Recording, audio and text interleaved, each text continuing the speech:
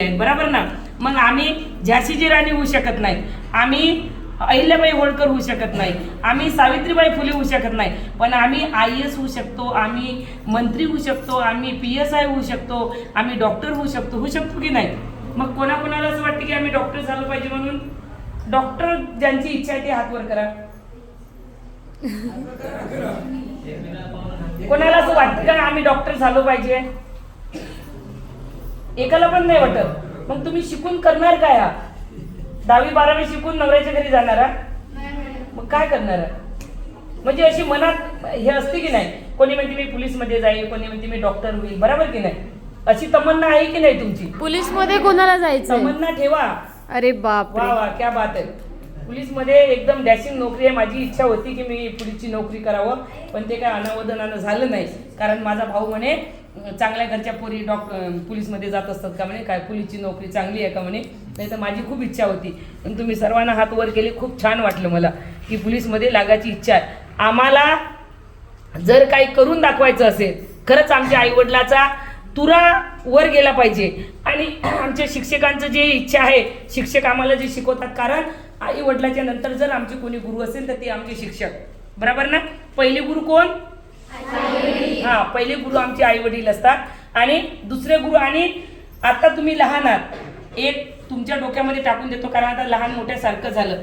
त्या प्रेमाच्या पोटी, त्या कोण्या पोरायच्या पाठी याच्या मागे लागू नका. कारण याच्यात जर लागलं तर तुम्हाला चूल आणि मूल शिवाय दुसरं काम नाही.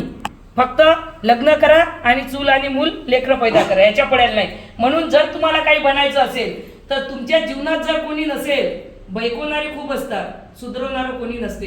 हा विचार करायचा की आपले मायबाप आपल्यासाठी काय काय करतात, आपले शिक्षक आपल्यासाठी काय करतात, हा सगळा डोक्यात विचार घ्यायचा. कोणची पोरं बैकवत असतील, कोणी एखाद्या पुरी बैकवत असतील एकामेकाला, तर त्यांच्या याच्यात अजिबात यायचं नाही. येणार का कोणी? बोलता का कोणी पुरावीरासोबत? ना बोलत ना, अजिबात बोलायचं नाही. तुम्हाला सांगतो मी, हा मित्रता ठेवा, भाऊ माना, पण जर तुम्ही कोण्या पोराच्या मधात लटकल्या, तिकडे जर तुमचं दिमाग गेलं तर तुम्ही जीवनात यशस्वी होऊ शकत. मग तुम्हाला यशस्वी व्हायचं आहे ना. पण आता मी गाणं गाऊ शकत नाही कारण माझा आवाज जाम झालेला आहे, कार्यक्रम चालू आहे. तर म्हणून मी 2 शब्द तुम्हाला बोलून फक्त शुभेच्छा देण्यासाठी आमच्या मॅडम भेटले योगायोग, आणि छान वाटलं तुमच्यामध्ये येऊन सर्वांच्या मधात. तुम्हाला बरं वाटलं का मी आली तर? कारण नारी ही शक्ती एवढी भारी आहे की नारी निंदा मत कर प्यारे नार हिरे की खान है. नारी निंदा मत कर प्यारे नार हिरे की खान है, उस नारी से पैदा हुए है भीम बुद्ध भगवान है. नारीमध्ये एवढी शक्ती आहे. मी पुरुषाला कमी लेखत नाही, पण नारीमध्ये एवढी शक्ती आहे की नारी आपल्या जीवातून एक दुसरा जीव पैदा करू शकते. म्हणजे आम्ही किती बलाढ्य आहो की नाही. मग त्याचा आम्ही फायदा घ्यायचा आणि स्वप्न बघायचे. आम्हाला डॉक्टर बनायचंय, आम्हाला पोलीस बनायचं आहे. झोपून स्वप्न कधीच नाही बघायचे. झोपून जे स्वप्न बघतात ते ऐदी लोक असतात. आज मी झोप लागली, मी ना PSI झालेली दिसली, मी ना डॉक्टर झालेली दिसली. तुम्ही झोपल्यानं तुम्ही PSI बनणार आहे का? म्हणून स्वप्न ते बघा जे तुम्हाला झोपू देत नाही. उघड्या डोळ्यानं स्वप्न बघा, मला हे करायचं आहे, मुझे वो करना है. झोपल्यानं जर स्वप्न बघाल तर ते तुमचे स्वप्न साकार होणार नाही.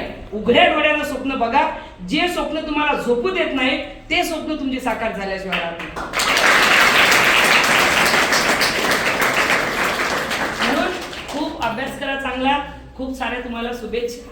आणि आई वडिलाचं नाव रोशन करा. आणि तुमच्या मनात काही हे असेल का मला हे बनायचं आहे, तर जिद्द मनात सोडायची नाही.